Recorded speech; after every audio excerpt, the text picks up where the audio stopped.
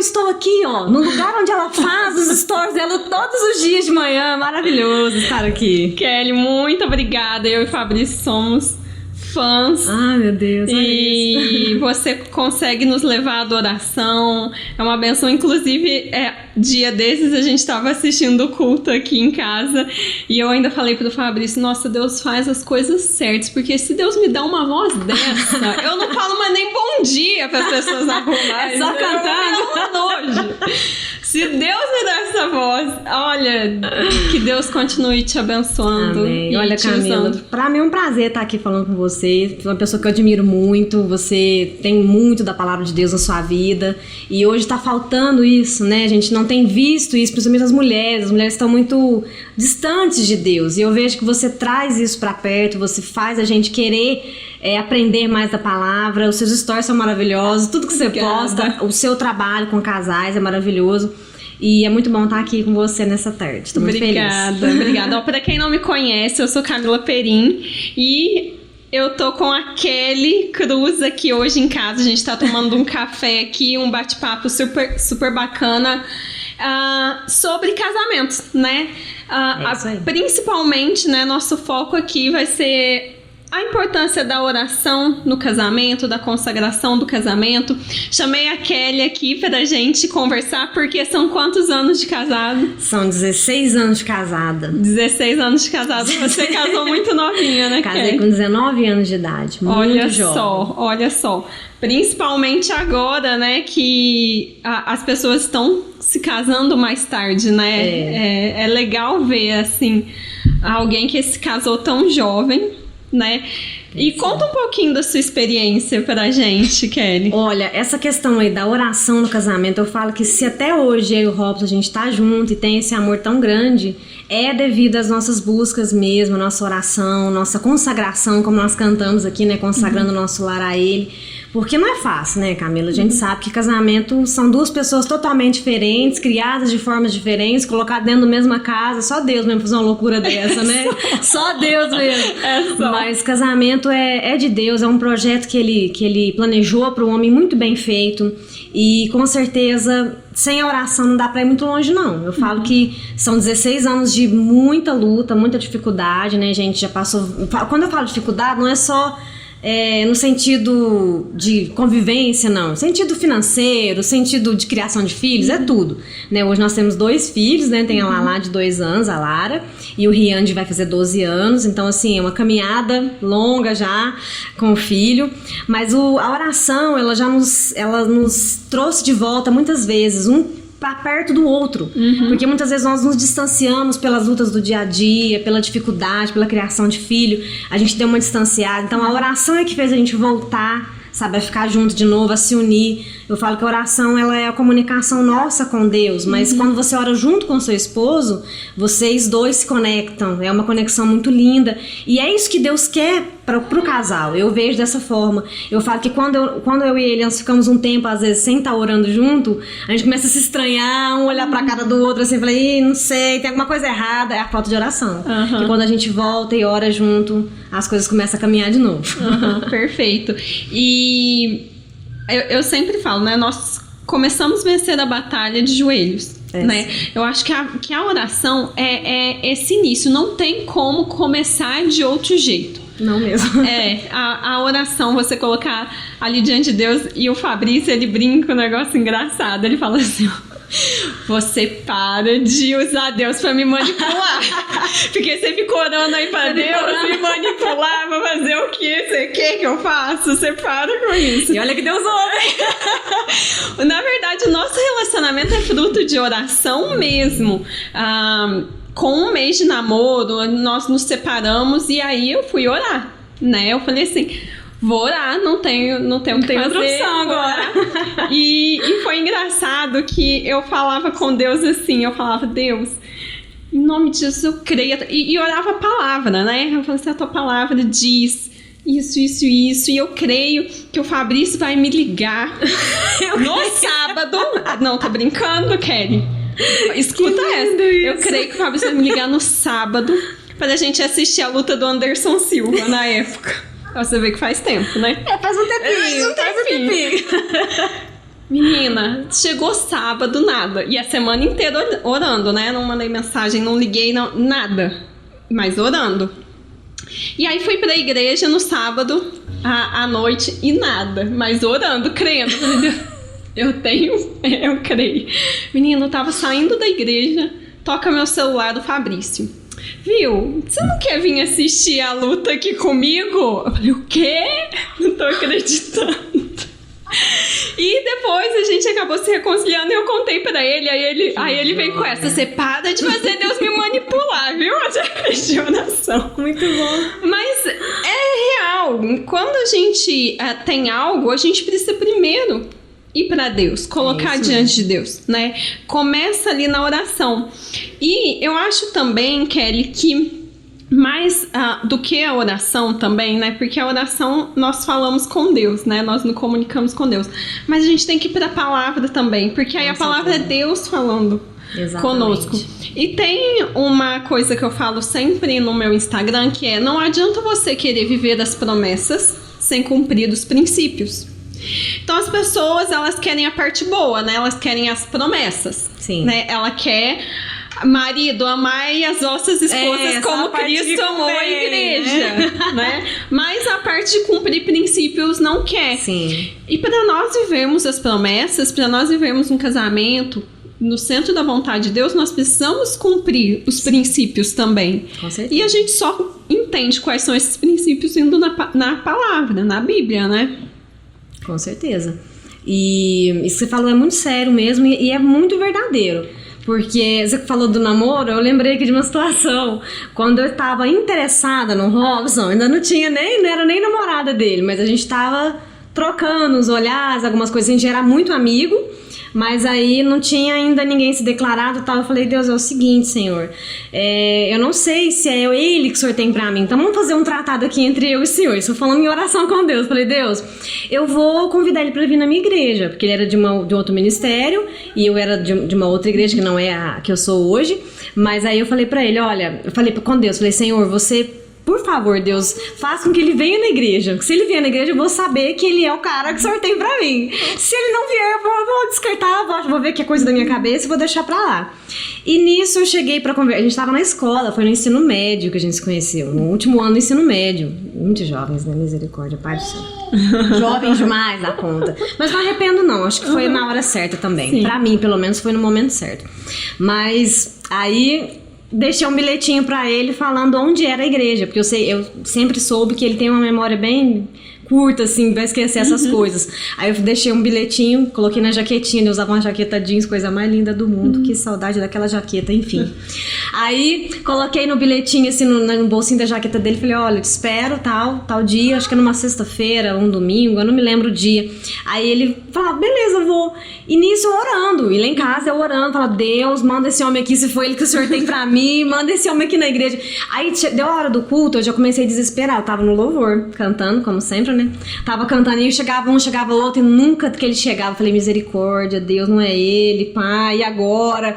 E ele depois contou pra mim que ele tava na casa dele, não tava lembrando de mim, não tava lembrando do culto que eu tinha falado com ele, que eu tinha chamado ele, lembrava de nada. Ele tava lá tranquilo, se dirigindo a outro culto, a outra igreja, quando vendo no caminho ele lembrou. Aí ele falou: poxa, a menina do bilhete, nem o meu nome ele lembrou.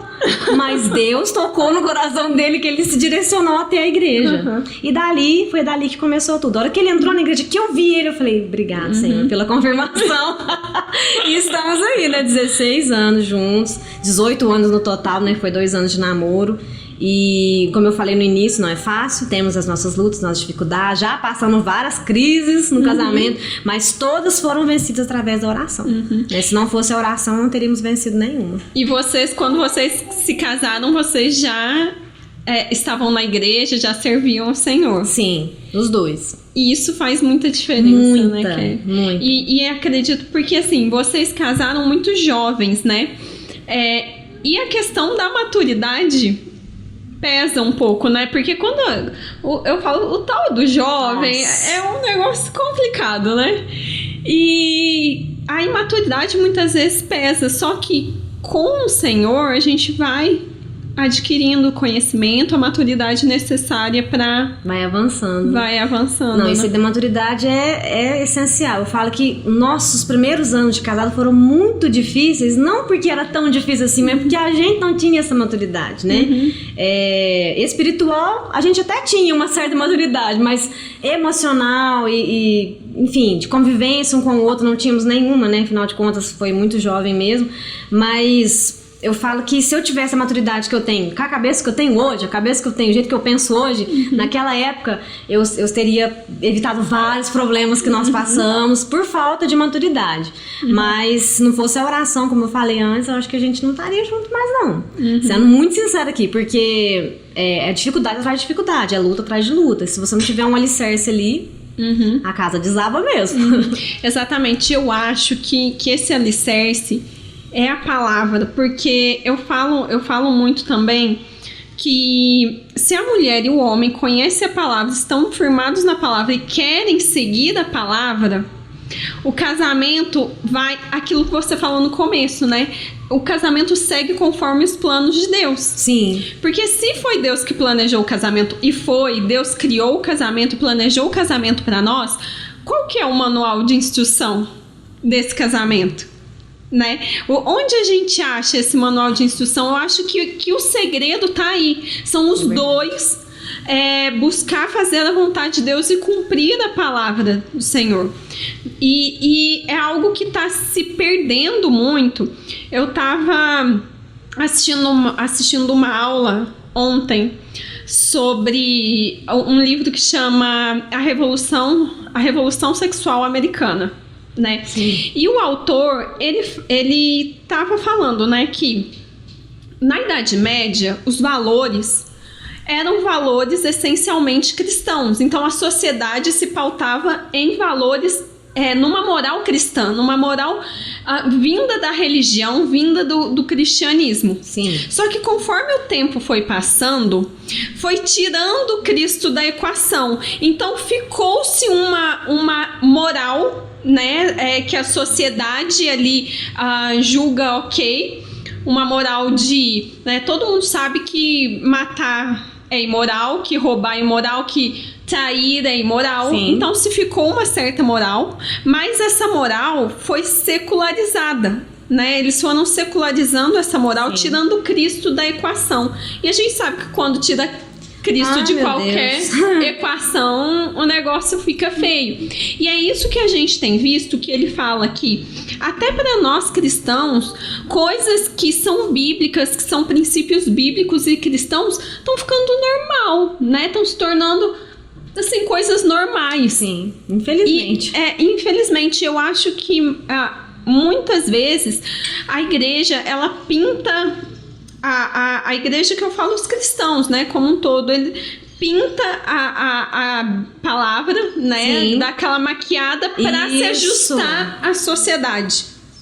E uma dessas coisas é a questão dos papéis da mulher e do homem, que estão invertidos muitas vezes, né? Completamente, não se tem mais esses papéis bem estabelecidos e que é o planejado por Deus. Sim. Né? A questão, por exemplo, como eu falei, né, as pessoas, elas querem Efésios 5, né, as mulheres só a partir do marido amai as nossas esposas como Cristo amou a igreja e se entregou por ela. Então eu quero um marido que me ame, que cuide de mim, que morra por mim se for preciso, mas eu não quero ser submissa. Eu não quero abrir mão. Não, aí essa parte não. Aí o que tá sendo feito? Tá maquiando a submissão. Não, submissão não é isso.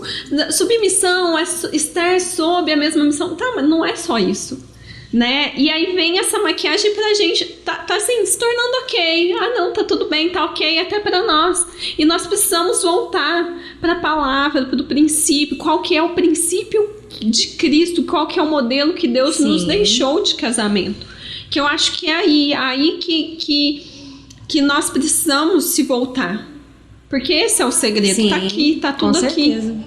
É a palavra, é a busca, né, por essa bênção dele, por essa presença dele, pelos princípios, como você bem disse, e é isso mesmo. Eu falo que a oração, ela move, né, as mãos do Todo-Poderoso. Então, através da oração é que você consegue atingir essa sociedade que tá aí, ó, desse jeito como você bem descreveu aqui. E é só pelo Espírito Santo, né? Olha a importância da oração, da busca da oração e da leitura da palavra, porque é só pelo Espírito Santo que nós conseguimos cumprir esses princípios, porque é doloroso, né? O nosso coração é rebelde. A gente tem tendência para fazer a nossa vontade, né? A nossa vontade. O nosso querer. Exatamente. Então é só nos submetendo à ação do Espírito Santo para que a gente consiga cumprir, né, essas questões. Agora, um outro ponto, Kelly, que eu vejo muito as mulheres falando, não, mas eu não vou fazer porque ele não faz, né? E aí muitas mulheres ficam nessa de não vou cumprir, não vou buscar porque ele não busca, né? E isso aí também eu acho que é a receita pro fracasso, né? Eu a receita perfeita. Eu vou ser honesta aqui, eu fazia muito isso. Seja sincero. Compromisso com a verdade. Vamos lá. Neste canal. Eu fazia isso. Como eu te falei da falta da maturidade no início do casamento, eu fazia muito isso. Eu fazia as coisas esperando que ele fizesse. Ou então falava assim, eu não vou fazer mais porque eu fiz, ele não deu o retorno que eu esperava, então eu não vou fazer mais. Igual assim, tinha coisas que eu sabia que ele gostava de cozinhar pra ele, as coisas corriqueiras do dia a dia. Que aí eu ia notando que ele às vezes não agradecia no começo, porque depois ele aprendeu também, agora ele é bonitinho. Tudo que eu faço, ele fala, amor, tá uma delícia. E ele não mente pra mim, viu? Quando tá ruim, também tá ruim. Ele fala, não tá muito bom hoje não, amor. Tá meio salgadinho. Mas eu sei que você se esforçou, você deu o seu melhor, que Deus te abençoe. Ele fala, ele me incentiva muito. Mas no início, né, falta de maturidade, então assim, eu fazia alguma coisa querendo que ele fizesse algo em troca e às vezes não rolava e eu falava, poxa, não vou fazer mais. Então isso aí também é um erro que o pessoal comete muito. É igual quando você pede pra Deus algo sem esperar a vontade dele. Você pede, mas já falando, Deus, é isso aqui que eu quero. Você já impõe pra Deus, né? Eu tô orando, Senhor, mas eu quero que o Senhor faça desse jeito. Então já tá errado. E você falando, eu lembrei de um outro ponto também que é bastante comum. Né? A pessoa começa a orar pra Deus, pedir a Deus, tal, Deus transforma o meu marido. Primeiro começa a pedir errado, né? Porque tem que pedir pra transformar. Deus, me faça uma mulher sábia que edifica o meu lar. Essa tem que ser a oração. Me faça uma mulher sábia que edifica o meu lar, né? Uma mulher virtuosa e tal. Mas aí a pessoa começa a orar e acha que Deus é micro-ondas. Né? Tipo, coloquei ali o meu pedido no micro-ondas, vou apertar em minutos, tá pronto. E não é assim, né, Kelly? Muito não é assim, bom, comecei a orar, pronto. Agora meus problemas acabaram.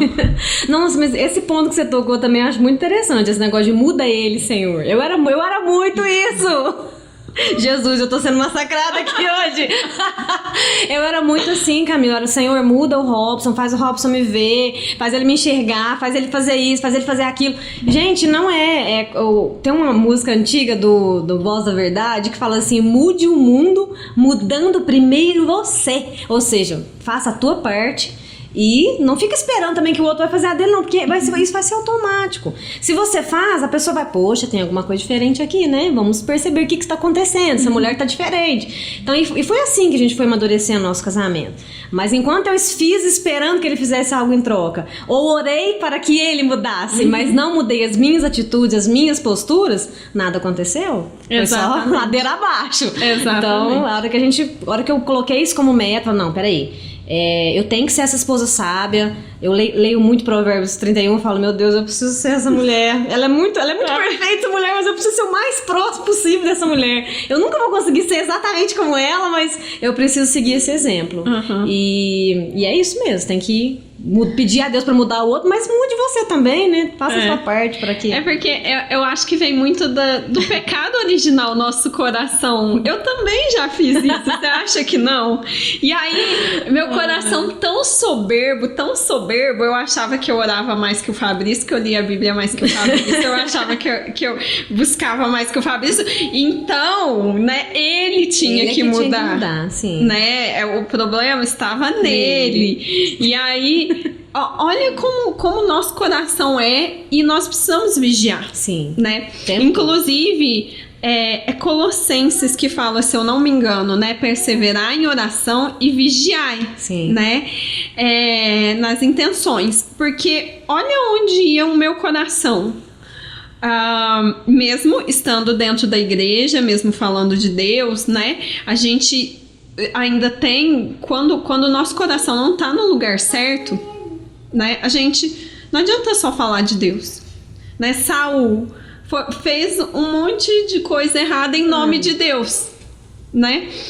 E no meu coração eu falava assim, eu via às vezes ele prosperando, e aí no meu coração, nossa Deus, mas olha, eu aqui tão perfeita, olha a perfeição aqui, Deus. Adoro. E ele lá, né?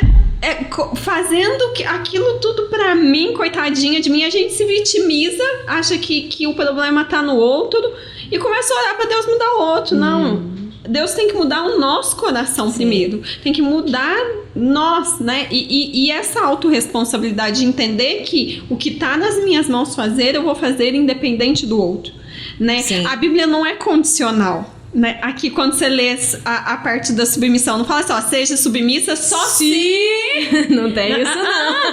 Inclusive, 1 Pedro no capítulo 3 fala, né? Mulheres, sede submissa aos vossos maridos, para que se ele não conhece a palavra, ele vira a ser ganho sem palavra alguma através do comportamento da sua esposa.